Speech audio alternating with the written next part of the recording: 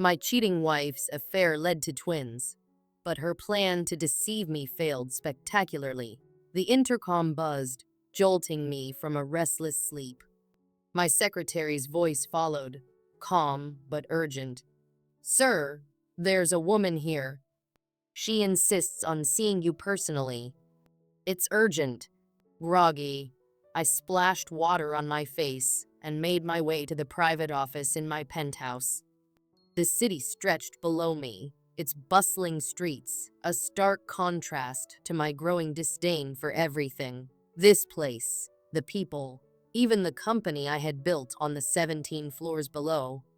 When my secretary, Colette, entered without knocking, I barely flinched. I wasn't in the office much these days, just a figurehead, clinging to my penthouse and nursing old wounds. But today was different. A young woman walked in, exuding a mix of determination and discomfort as she took in the grandeur of the room. She introduced herself as June Parsons, from Social Services, and handed me a letter. Her words barely registered after I saw the familiar handwriting on the envelope. "My dearest John." 11 years melted away in an instant. The past surged back, vivid and unrelenting. The day it all fell apart, I remembered that day like it had happened yesterday. A burst water main on Chiswick High Road had left me stranded in traffic for over an hour. When I finally arrived at the office, my secretary was waiting to scold me about a dead phone and missed calls. "Tony Jordan's been trying to reach you all morning," she snapped. Tony, one of the Jordan brothers who had inherited the company from their father, Henry, was the last person I wanted to deal with. He and his brother Robert were notorious for their incompetence, yet here they were, running the show. Tony didn't waste time when I entered his office. "We've got a problem with the Johnson account," he said. "You need to fly to New York today to fix it." "Today?" I protested. "I've got plans with Sally tonight." He cut me off, dismissing my personal life without a second thought. "Cancel them. This account is worth half our revenue. Sally will understand." But she didn't. When I called her to explain, she was livid. The tension between us had been simmering for months, and this trip was the breaking point. A shocking goodbye at the airport. Sally was distant. She arrived late, barely said a word, and refused to see me off. When I tried to follow her, I caught a glimpse of her disappearing into the passenger seat of a bright yellow Lamborghini. Robert Jordan's Lamborghini. Fury boiled in my chest as I boarded the plane to New York, my mind racing with unanswered questions. The unraveling truth in New York, things only grew stranger. Paul Johnson, the new head of the Johnson account, welcomed me with an uncharacteristic warmth that felt more like a sales pitch. He insisted on hosting me at the Waldorf Astoria and invited me to dinner with his board members. At dinner, I couldn't shake the feeling that something was off. The board's enthusiasm for me went beyond business. It felt personal, as though they were laying the groundwork for something bigger. When I returned to my room that night, I called Sally. No answer. I left a message, trying to keep my voice steady, but the gnawing suspicion in my gut grew stronger. The next morning, I tried again. Still no answer. Frustrated, I called the office, pretending to need Robert for a contract clarification. "Oh, Robert's in Brighton today," Tony said. He took Sally along to take notes, but I knew the Brighton deal had been finalized weeks ago. Suspicion turned to certainty. The betrayal, a call to Brighton, confirmed what I already suspected. Robert and Sally weren't there. My hands trembled as I hung up the phone. They'd lied to me, both of them. Back in New York, I buried myself in work, trying to mask the betrayal with contracts and negotiations. But the truth was unavoidable. The woman I had loved for a decade was slipping away, and she was taking everything with her, including my trust. The letter's revelation now, years later, as I stood in my office holding that letter, everything fell into place. June's voice cut through my thoughts. Mr. Parsons, the twins. They're your children. My heart stopped. Twins? My children? The letter revealed everything. Sally's affair with Robert, her desperate attempt to keep the truth hidden, and her ultimate downfall. When her lies unraveled, so did her life. Now she was gone, leaving me with the responsibility she had tried so hard to deny me. A new chapter. The twins arrived that evening, their tiny faces a mix of innocence and confusion. I looked at them and saw the future I never knew I needed. Sally's betrayal had left scars, but in the wreckage of her deception, I found something unexpected, a chance to rebuild, not just for me, but for them. And so, as the city lights blinked outside my window, I made a promise to the children who had been caught in the crossfire of lies. I'll protect you. Always. I went into the meeting expecting a great offer, but it ended up being a waste of time.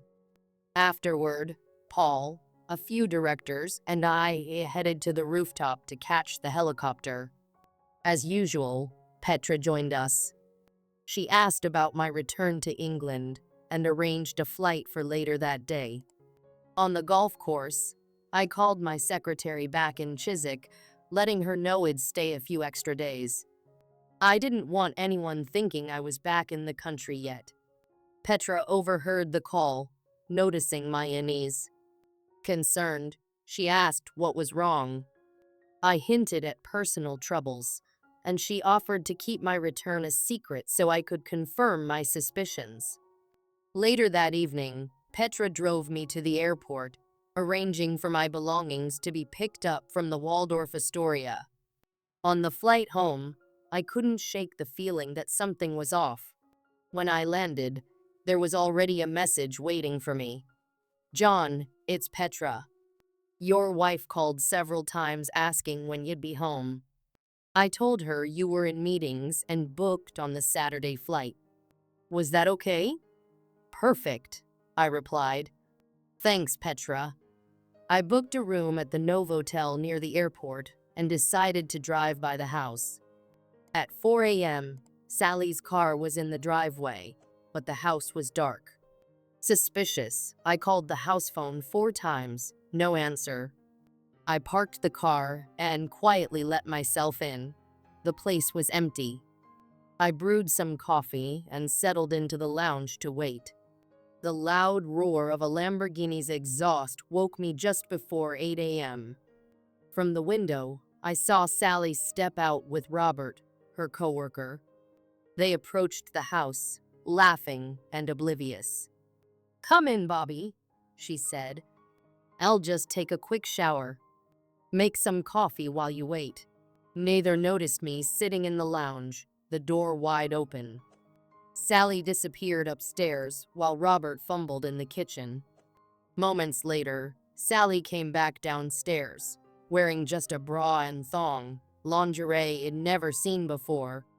You men are useless without us, she teased, heading toward the lounge. Then, she froze. Oh my God. What are you doing here? Waiting, I said coldly. Waiting for my faithful wife to come home. Her face went pale. Before she could respond, I turned my attention to Robert, who stood frozen. He bolted for the front door, but fumbled with the tricky latch. Not so fast, I growled, grabbing him and slamming him against the door. Anger boiled over as I landed punch after punch. Sally screamed, trying to pull me off, but I shoved her aside. When Robert finally crumpled to the floor, I opened the door and threw him out. Sally followed, barely dressed and yelling, "It's not what it looks like."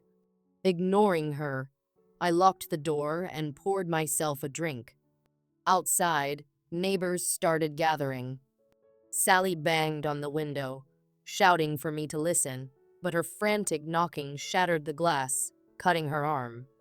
Police and paramedics arrived moments later. I calmly explained the situation. Sally and Robert refused to press charges, and I refused to let her back inside. "Tell her to contact her lawyer," I told the officer. "The house is going on the market."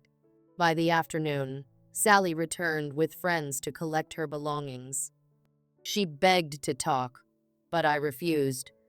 "Nothing to discuss," I said, handing her bag through the door. Petra called later, offering her support. I explained everything, including my decision to leave both Sally and the company. "You deserve better, John," she said. The next morning, I visited the office to clear out my desk. Something about the trip to New York, Tony's behavior, and Robert's involvement with Sally didn't sit right with me. I copied everything from my company devices, wiped the hard drives, and walked away for good. The pieces of the puzzle were falling into place, but the betrayal still stung. Whatever was coming next, I was ready to face it head-on. I handed in my resignation letter, prepared by my secretary, directly to the personnel office. The officer there didn't waste time. He quickly arranged for my final salary and bonuses to be deposited into my account. At first, the accounts department hesitated, but once they realized who was resigning, they scrambled to comply. Almost everyone in the office came to see me off, some helping me pack my belongings into a rental car, others just stopping by to say goodbye. My company car? I left it securely locked in the garage at the house. I wasn't returning it until every last penny I was owed hit my account. I spent the next week at the Novotel while searching for a flat. The house sold quickly. It was in a good neighborhood, and I priced it to sell fast. Work? I decided to take a break and figure out my next steps. I had a faint hope that Johnson's might make me an offer, so I didn't want to commit to anything else right away. As for Sally, I saw her a couple of times, but both meetings ended in fiery arguments. Each time, I called her a cheating little 403, and she reacted predictably angrily. Civil conversations were impossible. Strangely, she didn't move in with Robert immediately after I kicked her out. Months later, she did, but by then, our paths had diverged beyond repair. The first major showdown happened at the lawyer's office. The tension was palpable, voices raised, accusations flying, until the staff nearly called the police. I made my position clear. Reconciliation was off the table. The second clash came during the divorce proceedings. Sally sat across from me, bundled in a heavy coat, her discomfort evident. When the settlement details were read aloud, she hesitated before signing the papers. Sliding them toward me, she muttered, "John, are you really sure you want to do this? There are things you need to know." I glanced at my lawyer, then back at her. Did I just hear a cheating, lying little 403 say something? Her response was a furious tirade. I simply signed the papers and walked out without another word. A month later, I received a call from Petra. "Simon Johnson is in Southampton and wants to meet," she said. We arranged to catch up at a hotel. After exchanging pleasantries and condolences about Henry's death, Simon leaned in, his tone serious. "John, let's cut to the chase. When Henry floated the company and left you out of the shares, what went through your mind?" "Caught off guard," I replied. "It was his company. He could do what he wanted." Simon smirked. "Henry trusted you more than you realize. Did you know he owned a significant stake in Johnson's through offshore accounts? He also had holdings in Jordan's shares. All of it now belongs to you." He handed me a stack of documents detailing Henry's hidden assets.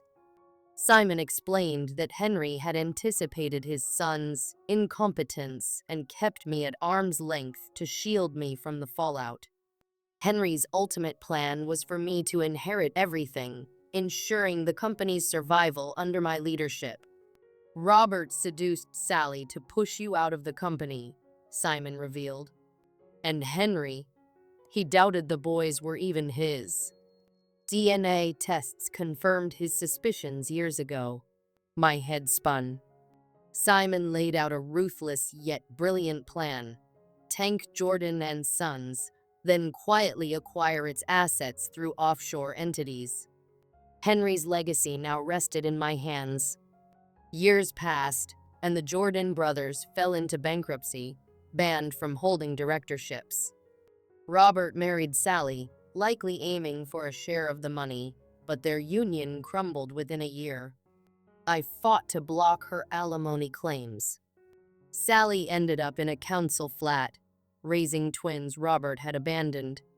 Meanwhile, Simon and I thrived, building a multinational empire. Simon's daughter, and I grew close, though marriage wasn't on the table. Life felt stable. Until the day Sally's letter arrived. The letter came via a social worker who explained Sally had overdosed and was in critical condition. Her children were in foster care. The letter's contents left B fuming. That spiteful woman. Did you know about this? No, I said flatly. Minutes later, I was on the phone with the hospital. Here's the deal. If Sally Crawford survives, I'll donate £1 million.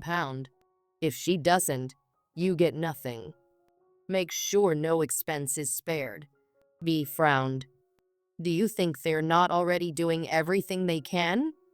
I don't trust bureaucrats to prioritize what matters, I replied, my tone sharp. When I met Sally's daughters, Kay and Heather, their suspicion was evident. Where's Mom?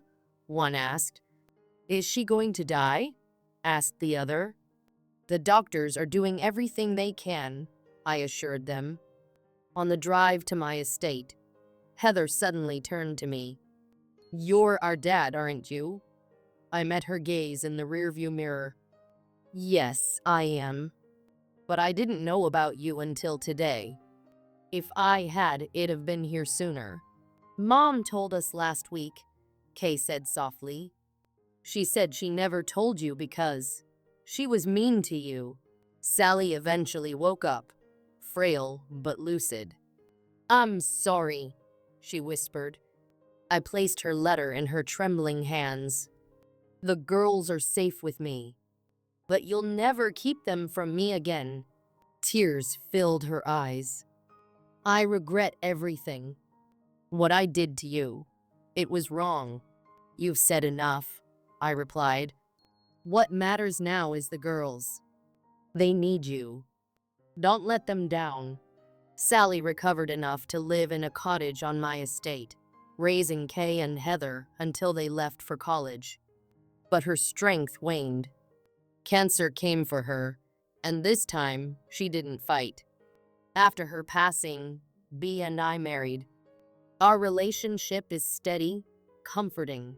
Not the passionate love I once had with Sally, but a love born of shared understanding and respect. Now, the twins are grown, with families of their own. Every Sunday, I visit Sally's grave, placing fresh flowers on the cold stone. B waits patiently by the cemetery gate, always giving me that moment alone. Life moves on, but the past lingers, a shadow that never quite fades.